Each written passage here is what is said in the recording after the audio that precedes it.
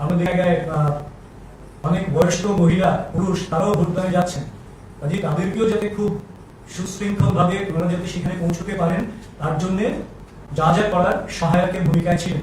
তার জন্য এই অবাধ সুষ্ঠু নির্বাচন রাজ্য জুড়ে যে সংগঠিত হয়েছে তার জন্য আমরা ভারতীয় জনতা পার্টির কার্যকর্তা যারা রয়েছেন বিভিন্ন জায়গায় দায়িত্বপ্রাপ্ত তাদের সকলের কাছেও আমরা আন্তরিকভাবে ধন্যবাদ জানাচ্ছি।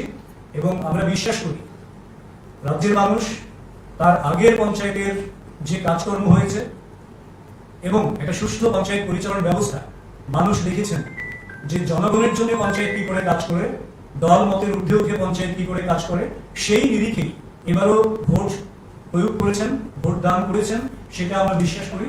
এবং প্রত্যেক ক্ষেত্রেই ভারতীয় জনতা পার্টি বিপুল ভোটে জয়লাভ করবেন এই বিষয়ে আমরা সম্পূর্ণ আশা।